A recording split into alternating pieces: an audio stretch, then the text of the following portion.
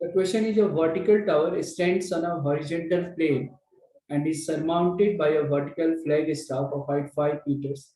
At point in the plane, the angle of elevation of the top and of the bottom and top of the flag staff are respectively 30 degree and 60 degree. Find the height of the tower. बताइए, try कीजिए, solve कीजिए इसको. तो vertical tower, ये जो x जो assume किया है, this is the height of the tower 5 metre, ये गिवन है. This is the height of the vertical staff and ये एंगल ऑफ एलिवेशन दिया है फ्लैग स्टाफ के रिस्पेक्ट में टॉप और बटन का. बटन का 30 डिग्री है और टॉप का कितना है, 60 डिग्री है.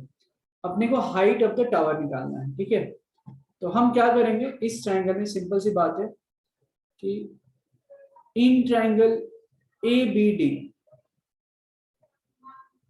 इन ट्रायंगल ABD हम क्या करेंगे, tan 30 डिग्री लेंगे. राइट, tan 30 डिग्री क्या हो जाएगा, परपेंडिकुलर बाई बेस हो जाएगा, है ना. tan 30 डिग्री अगर लेंगे तो क्या हो जाएगा, AB बाई AD, या हम ऐसे बोले कि परपेंडिकुलर बाई बेस, तो we can write H by X, है ना. और आपको पता है tan 30 कितना होता है, 1/√3 होता है. राइट, तो क्या हम यहाँ से X की जो वैल्यू है वो √3H आ गया है कि नहीं. एकदम नेचुरल सोचना है, जो भी जो वैल्यू दिया है अपने आप, बेसिक ट्रिग्नोमेट्री पता है, अपने आप आपको आंसर्स मिलेगा. अब देखो, मुझे हाइट निकालने के लिए मुझे x निकालना पड़ेगा यहाँ से, तो हम क्या करते हैं, और एक ट्रायंगल तो हो गया, और एक ट्रायंगल मुझे चाहिए. तो in triangle ACD, right, in triangle ADC या ACD, तो हम क्या करते हैं, tan 60 डिग्री ले लेते हैं. Right, tan 60 degree. तो tan 60 डिग्री जो है क्या होता है, परपेंडिकुलर बाई बेस होता है. ठीक है, वही अगेन, तो ये पूरा आ जाएगा ना AC, मतलब 5 प्लस H और बेस क्या आ जाएगा X, और tan 60 फिर क्या होता है, √3. तो हम यहां से X की वैल्यू फिर से निकाल सकते हैं. X बराबर क्या हो जाएगा, 5 plus H upon √3. Right, 5 plus H upon √3. दोनों X की value from equation 1 and second we have got the value of X. So क्या आंसर हो जाएगा यहाँ पे, √3H बराबर क्या हो जाएगा, 5 प्लस H बाई √3. ठीक है, so √3 into √3, so this will become 3H equal to 5 plus H. तो H को लेफ्ट साइड, तो ये कितना हो गया, 2H equal to 5. तो यहां से H बराबर हो गया 5/2, मतलब 2.5 मीटर. और यही आंसर था ना, height of the tower is 2.5 metre. Clear है स्वानंद, यश, सुबोध का? गुड, हाँ सर. Very good. इस पे लिख लीजिए आपको. Question is, the angle of elevation of an aeroplane from a point on the ground is 45 degree. After a flight of 15 seconds, the elevation changes to 30 degree. If the aeroplane is flying at a height of 3000 meters, find the speed of the aeroplane. ठीक है, तो सही है. ये है, तो पहले तो ग्राउंड तो लेना ही पड़ेगा.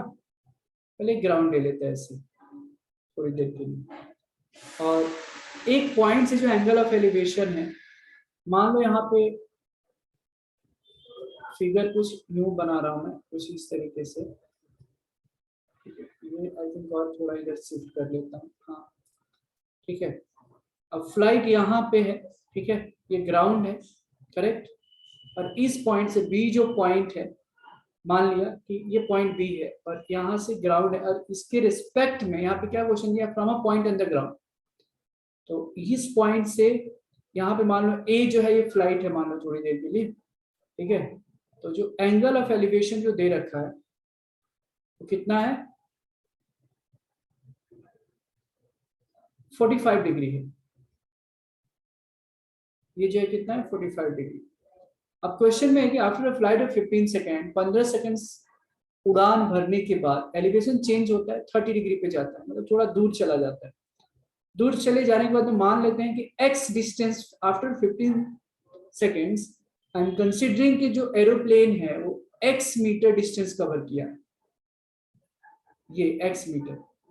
तो फ्लाइट जो है, तो इसके लिए जो एंगल ऑफ एलिवेशन रहा होगा, ठीक है, वो कितना है, 30 डिग्री, बिल्कुल। तो 30 डिग्री है तो कुछ ऐसे होगा, राइट। और ये बेसिक, ये थोड़ा आई थिंक थोड़ा टेढ़ा हो गया है, बट ये पैरेलल होगा, ऐसे है ना। ये जो होगा कुछ इस तरीके का फिगर, आप समझ में आ रहा है ना, ये दोनों इक्वल है, राइट। यहाँ फिगर में ऐसे हुआ है। अच्छा, ये कितना है, ये कितना हो गया, 30 डिग्री हो गया, ये पूरा जो है ये 30 डिग्री हो गया, पूरा 45 डिग्री हो गया, ये बी हो गया। हाइट कितना है, 3000 मीटर से,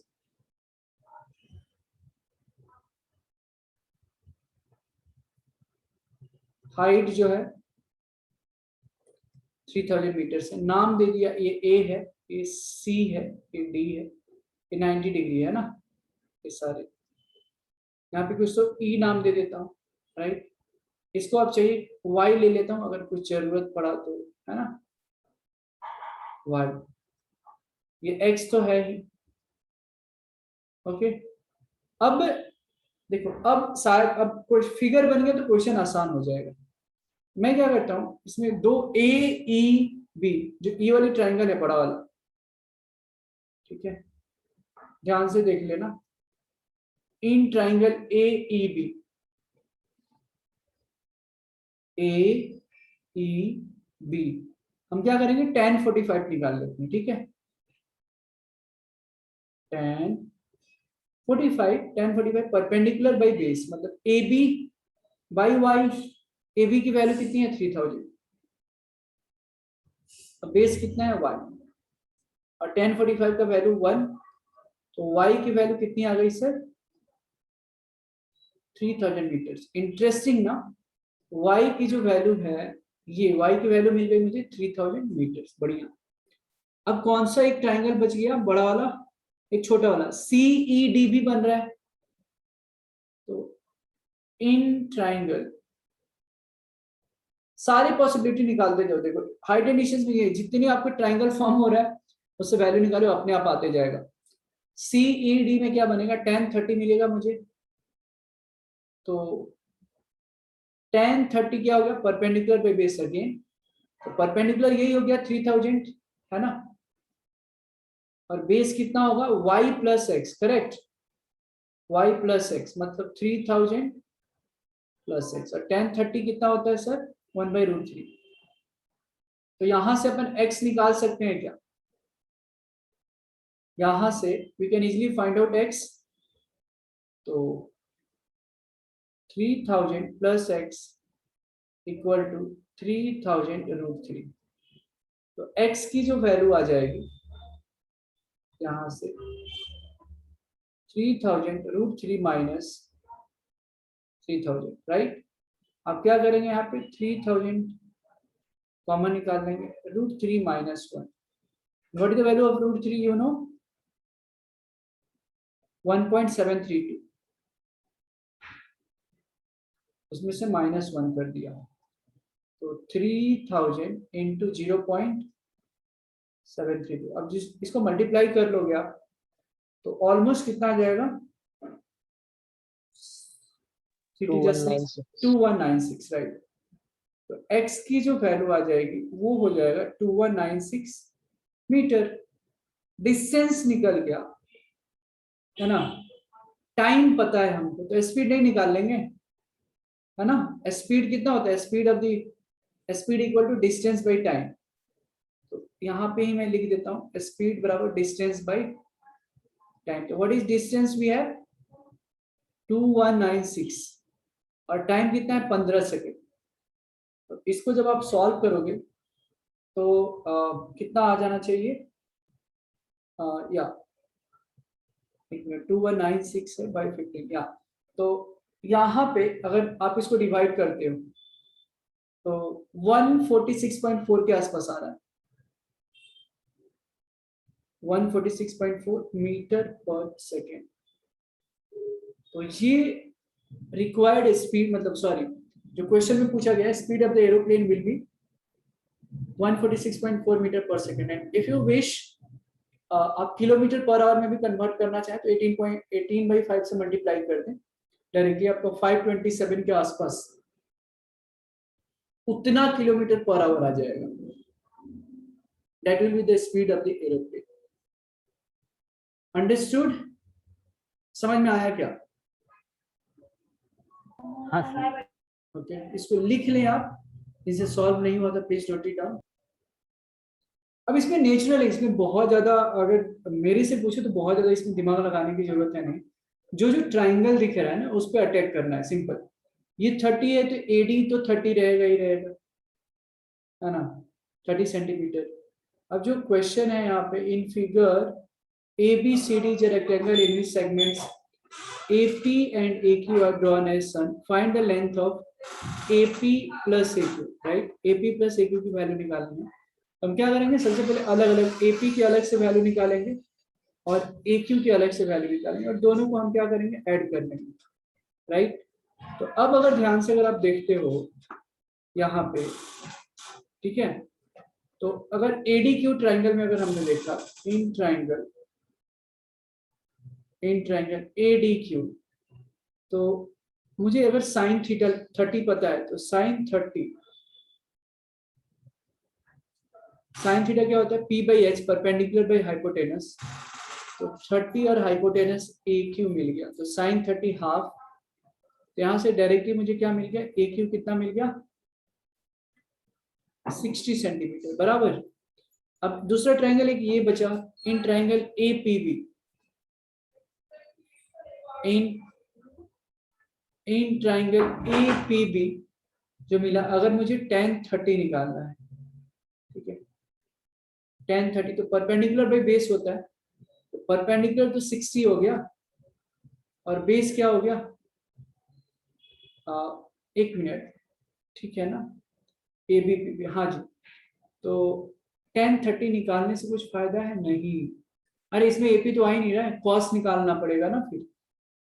तो एक काम करते हैं, 30 हो गया, ये 60 मिल गया मुझे, तो हम cos 10 नहीं निकाल के हम cos 60 निकालते सर हैं. इसमें भी साइन 30 का यही करके हो जाएगा सर. हाँ हाँ हाँ, राइट, बिकॉज साइन 30 और cos 60 दोनों का वैल्यू तो सेम ही होगा, तो करेक्ट. वैसे भी हम साइन 30 से भी कर सकते हैं, परपेंडिकुलर बाई हाइपोटेनस, हाँ बराबर, करेक्ट है. तो ठीक है, हम उसी से फिर कर लेते हैं, साइन 30 बराबर परपेंडिकुलर बाई हाइपोटेनस. तो हाइपोटेनस की जो वैल्यू है वो AP है, राइट? तो AP मान लो रख लिया, साइन 30 हाफ. तो यहाँ से AP की डायरेक्ट वैल्यू मुझे कितनी मिल गई, 120 सेंटीमीटर. अब इजी हो गया ना, बस मुझे क्या निकालना है, AP प्लस AQ की वैल्यू निकालनी है, ठीक है. Therefore AP प्लस AQ बराबर क्या है, 120 प्लस AQ की वैल्यू 60 है, तो हो गया 180 सेंटीमीटर. बस आंसर. क्लियर है माधव, समझ में आया? ध्रुव, श्रीरंग, यश, क्लियर है क्या? Okay good. इसको लिख लें आप लोग, और कोई डाउट है तो पूछ सकते हैं आप. So the shadow of a tower when the angle of elevation of the sun is 45 degree is found to be 10 meters longer than when it is 60 degree. Find the height of the tower. एक चीज आपको समझना चाहिए, ये चीज दिमाग में रखो, कोई भी टावर है उसके जितने नजदीक जाएंगे उतना एंगल ऑफ एलिवेशन जो होता है ना वो बढ़ता है, जितना दूर जाएंगे वैसे घटते जाते हैं, ठीक है. तो जैसे इस क्वेश्चंस में शैडो ऑफ अ टावर, तो एक तो हम पहले ग्राउंड ले लेते हैं, है ना, यहाँ पे, या शैडो ऑफ द टावर में, तो ठीक है, मैं पूरा एक ऐसे ही ले लेते हैं, देखते हैं. और टावर जो है एक ये ले लिया, मान लो टावर ले लिया. तो बताया जाता है कि जब 60 डिग्री एंगल ऑफ एलिवेशन है तो मतलब थोड़ा नजदीक रहा होगा, और क्या, 60 डिग्री इस पे ले लिया, और तो शैडो ये बन रहा है. तो 45 डिग्री रहेगा तो थोड़ा दूर बनेगा, कहने का मतलब ये है. तो ये 45 डिग्री हो गया, और ये 60 डिग्री हो गया, और ये मान लीजिए हाइट मुझे नहीं पता है, तो मैं x एज्यूम कर लेता हूँ। सॉरी, ये पूरा है, यहाँ तक ही नहीं है, जस्ट आपको दिखाने के लिए मैं बना रहा हूँ यहाँ पे। ठीक है, ये x मीटर हो गया हाइट। अब जो है find the height of the tower, x निकालना है हमको। तो जब, हाँ ध्रुव बोलो। सर अब समझा, मैंने 10 ऐड नहीं किया था। Okay okay, good good good, बढ़िया। सो ये जो है, ये इसका शेडो आ गया, तो इसको मैं मान लेता हूँ कुछ तो y मीटर, है ना। और ये कितना, ये 10 मीटर ज्यादा है ना, राइट। व्हेन द एंगल या जो शेडो है it is found to be 10 metres longer, मतलब ये कितना हो गया 10 मीटर्स और इसमें ज्यादा होगा, है ना। मतलब ये पूरी जो लेंथ हो गई ग्राउंड समझो, या जो भी बेस बोल सकते हैं, ये y+10 हो गया। इसका नाम दे दें तो ये a हो गया, ये b हो गया, ये c हो गया, ये d हो गया, राइट। अब अगर देखते हैं यहाँ पे, राइट, सो मुझे हाइट निकालनी है, तो सबसे पहले मेरे ध्यान में आता है ट्राइंगल एबीसी के ही बारे में देख लेते हैं। तो इन ट्राइंगल एबीसी, ठीक है, एबीसी में हम tan 60 लेते हैं। अगर tan 60 लेंगे तो p/b मिल जाएगा मुझे, परपेंडिकुलर बाई बेस। tan 60 का मतलब क्या हुआ, √3, तो x/y = √3 आ गया। तो यहाँ से y निकाल लें, तो y बराबर x/√3 आ गया। Let it be question number 1। फिर दूसरा बच गया ट्राइंगल ABD, है ना। ABD के सो इन ट्राइंगल ABD, है ना, ABD में अगर बात करूं मैं, तो tan 45 अगर हमने ले लिया, ABD में tan 45 क्या होता है, परपेंडिकुलर बाई बेस। फिर से वही काम, है ना, x बाई बेस मतलब क्या, 10 + y, है ना। तो tan 45 1, यहाँ से x की वैल्यू मैं निकाल लेता हूँ, तो 10 + y आ गया, इस सेकेंड इक्वेशन। अब ये जो है y का वैल्यू जो है सेकेंड इक्वेशन में हम सब्स्टिट्यूट कर देंगे। So putting the value of y,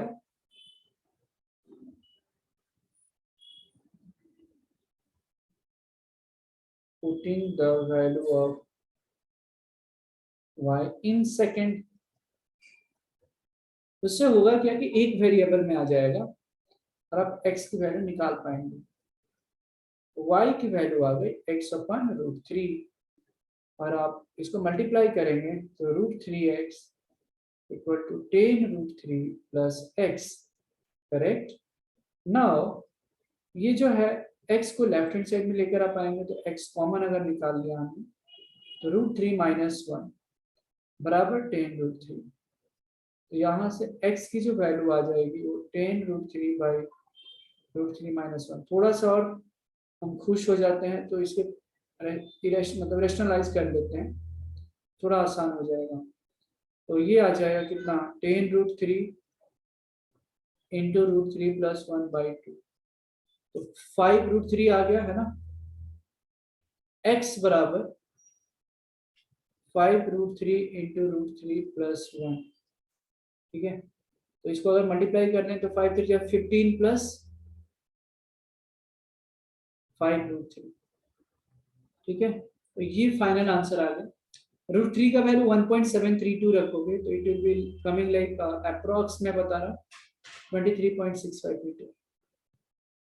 तो ये हो जाएगा, यहाँ पे x निकल गया, and x is nothing but that is the height of the tower. So answer will be 23.65 metre. Clear है सबको, बताइए। हाँ सर। गुड, इसको लिख लीजिए, जिनसे सॉल्व नहीं हुआ था प्लीज नोट इट डाउन।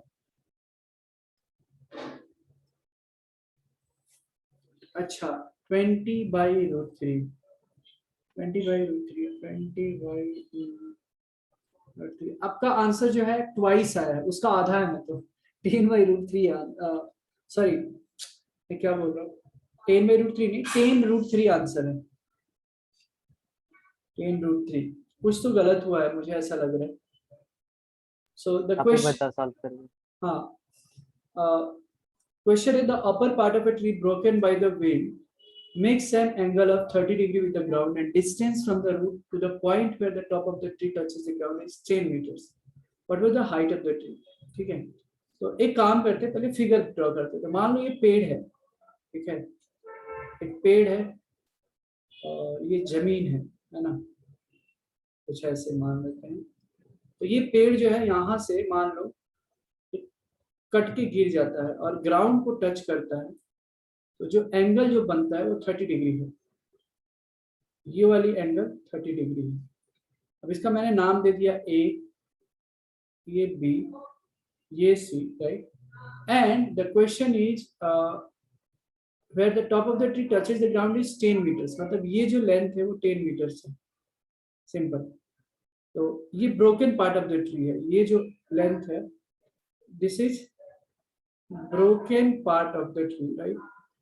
ये क्या है, ट्री का टूटा हुआ पोर्शन है, राइट। तो अब ये जो है, अब जरा ध्यान से देखना, ये ट्री है पूरा, ठीक है। अब जो इसका हमसे क्या पूछा जा रहा है, what was the height of the tree, tree का जो हाइट है पूरा पूछा जा रहा है, मतलब हमसे क्या पूछा जा रहा है, A B plus B C का वैल्यू पूछा जा रहा है, हाँ या ना। हाइट ऑफ द ट्री का मतलब क्या है, A B plus B C ना, बताइए, am I correct. Height of the tree का हाँ। मतलब, हाँ, मतलब टूट कर गिरने के बाद वो भी ऐड करना है, टोटल हाइट। तो ए बी प्लस हमसे बी सी की वैल्यू पूछी जा रही है, सिंपल। तो अब ये चीज सोचना है, यहाँ पे हमारे पास क्या क्या चीज मिल रहा है। अगर हम बातचीत करें तो देखो बी ये या तो cos 30 अगर ले ले, है ना, cos 30 ले या tan 30 लेते हैं, ठीक है। तो अगर tan 30 अगर हमने ले लिया, मान लो थोड़ी देर के लिए tan 30, तो क्या होता है, perpendicular by base, perpendicular A B है, बेस कितना है 10 है, तो tan 30 कितना हो गया 1/√3। देखो कितना क्या मजेदार, कितना छोटा क्वेश्चन है, बट फिर भी इसमें कुछ कंफ्यूजन, काफी चांसेस है, कंफ्यूज बच्चे बहुत होते हैं। ए बी बराबर कितना हो गया 10/√3 मीटर, ए बी निकल गया, तो बी सी तो निकाल ही सकते हैं, हाँ या ना। बी सी के लिए क्या हो जाएगा बताइए, तो B by H, cos theta ले लो, सिंपल, कॉस 30, तो cos 30 क्या हो जाएगा, cos 30 equal to B by H, तो बेस कितना है 10 है, हाइपोटेनस BC है, और cos 30 कितना होता है √3/2। तो यहां से BC की वैल्यू कितनी आ जाएगी 20/√3, हाँ या ना, करेक्ट है क्या, यस। अब मुझे हाइट ऑफ द ट्री पूछा जा रहा है, राइट। तो हाइट ऑफ द ट्री क्या हो जाएगा, height of the tree, height of the tree क्या हो जाएगा, A B plus B C, height of the tree क्या हो गया, A B plus B C. So A B बराबर क्या है 10/√3 और बी सी बराबर क्या है 20/√3।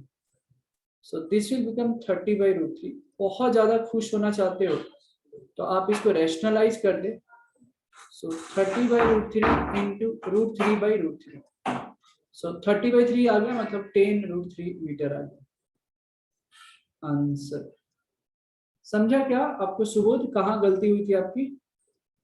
सर एक्चुअली मैंने सिर्फ वो बीसीए उसका वैल्यू भेज दिया था, मैंने अच्छा जब ऐड कर दिया रैशनलाइज कर करके तो फिर आ गया मेरा 10√3। अच्छा, ओ हाँ, ओके ओके, अंडरस्टूड। तब तो आपका फिर सही था, मतलब आपने सिर्फ BC की वैल्यू भेजी थी, राइट।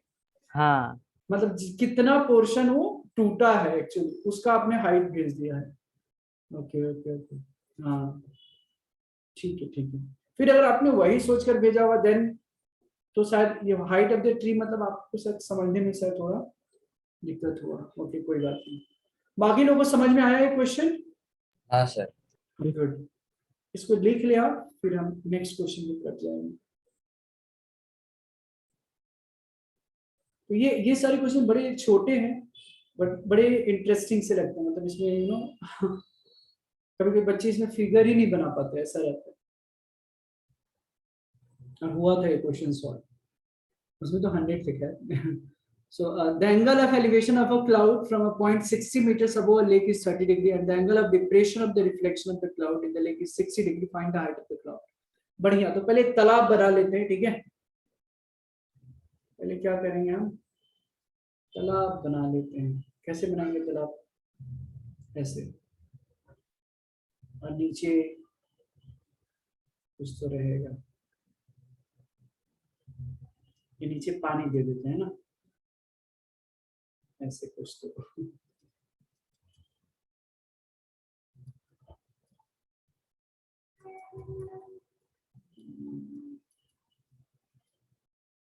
ठीक है, ये हो गया लेक.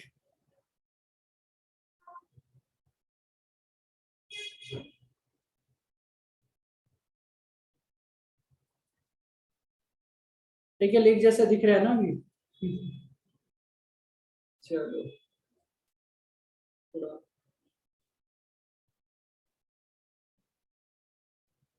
कम से कम इतना तो चाहिए ना, ऊपर भी चाहिए, जितना ऊपर उतना ही नीचे भी. सो अभी ठीक है.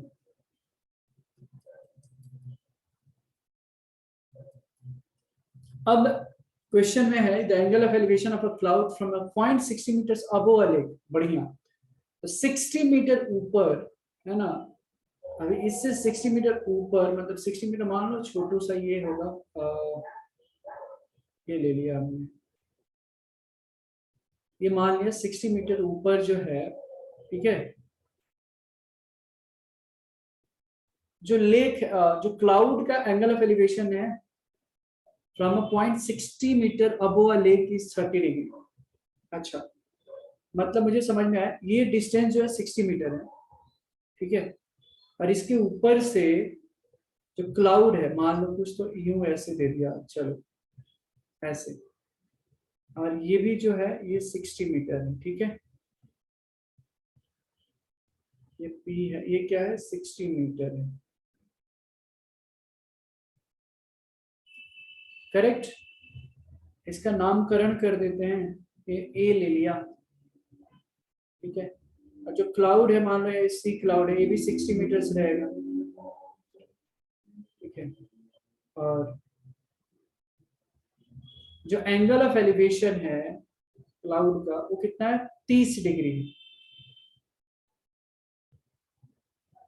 30 डिग्री. क्वेश्चन टफ नहीं है, बस फिगर बना लेना, विजुअलाइजेशन है थोड़ा, और क्या.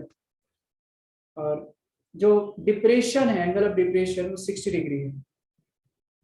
तो डिप्रेशन 60 डिग्री है, तो हम क्या करें, इतना ही लेंथ इधर भी आएगा ना, इतना मान लेते हैं. जो एंगल ऑफ जो डिप्रेशन जो बन रहा है सर, वो कितना है, 60 डिग्री. ध्यान से देखना, ये कितना है, 60 डिग्री है, करेक्ट. और ये जो हाइट ऑफ द क्लाउड है, वो मैं एज्यूम कर लेता हूं कि h है, चलेगा. h जो है, तो ये वाली लेंथ कितनी हो जाएगी बताइए. ये b ले लिया, bc कितना होगा फिर, h नहीं होगा ना, h प्लस 60 होगा ना. हाँ H+6. हाँ वो actually red line reflection mode हाँ, भूल गया. अच्छा, तो ये h प्लस 60 हो गया, करेक्ट. अब बस क्वेश्चन आसान हो गया. देखिए, बाकी बेसिक ट्रिग्नोमेट्री यूज कर लेना है यहाँ पे. तो देखिए, अब यहाँ पे हम क्या करते हैं कि, हाँ ध्रुव बोलो. सर मैंने कम्प्लीटली अलग फिगर ली. हाँ क्या, तो आपको समझ में आया क्या, आपकी गलती है या कुछ ऐसे ही फिगर बनाया आपने. सर मैंने रिफ्लेक्शन ऐसा लिया नहीं, पर हाँ मतलब लिया, पर वो ऊपर वो डिप्रेशन ऊपर से लिया, क्लाउड से ही था. अच्छा अच्छा अच्छा. नहीं, मतलब आइडियली हमेशा ध्यान में रखिए कि जो एंगल ऑफ एलिवेशन है, डिप्रेशन उसके नीचे होगा. समझ में आ रहा है ना, एलिवेशन और डिप्रेशन, रिफ्लेक्शन हमको कुछ इसी तरीके से लिया जाएगा. लेक है ना, तो जब भी डिप्रेशन होगा, वो यहाँ पे ये है angle of depression of the. अगर वैसे फिजिक्स के पॉइंट ऑफ व्यू से देखो तो ये रिफ्लेक्शन ही, कुछ मीडियम ही चेंज हो रहा है तो रिफ्लेक्शन हो गया, राइट. राइट, बट यहाँ पे angle of depression of reflection of the cloud, तो क्लाउड का रिफ्लेक्शन है, तो जब भी रिफ्लेक्शन होगा वो नीचे होगा ना, पानी में होगा। आर यू गेटिंग ध्रुव, समझ में आ रहा है? हाँ सर। तो ये 30 और ये 60 हो गया। अब मैं क्या कर रहा हूं, ट्राइंगल CMP ले लो। इन ट्राइंगल CMP 10-30 डिग्री अगर लिया हमने, तो परपेंडिकुलर बाई बेस होता है, तो हाइट और बेस कितना है, PM है। बेस तो पता नहीं हमको, तो 10-30 डिग्री 1/√3 हो गया। यहां से PM निकाल लेते हैं, PM वो कितना आ जाएगा, √3H आ जाएगा। हमारा प्लानिंग है कि यहाँ पे ये निकल के, अच्छा अब दूसरे वाले ट्रायंगल में, अच्छा ये C' ले लेते हैं, ऊपर में C है तो इसको C' ले लिया, C', ठीक है। तो PMC' ट्रायंगल में अगर लिया वही चीज, इन ट्रायंगल PMC', तो इसमें 10-60 डिग्री अगर हमने ले लिया, तो परपेंडिकुलर बाई बेस, तो परपेंडिकुलर मतलब कितना हो गया तुम्हारा, ये हो गया ना पूरा 120 प्लस H हो जाएगा, करेक्ट? 60 प्लस H, यस और नो, बताइए। हाँ सर। तो परपेंडिकुलर 120 प्लस H मतलब 60 प्लस 60, ये टोटल परपेंडिकुलर हो गया। बेस जो हो गया PM ही रहेगा, और आपको पता है 10/60 √3 होता है। यहां से भी हम क्या करेंगे, PM निकाल लेंगे, और PM दो आ गया, इक्वेट कर देंगे, हाइट निकल जाएगी। तो PM की वैल्यू आ जाएगी 120 plus H upon √3। Let it be second equation. So from equation first and second, we have the value of PM in both the equation, right? So दोनों equation से क्या आ जाएगा, from equation number 1 and 2,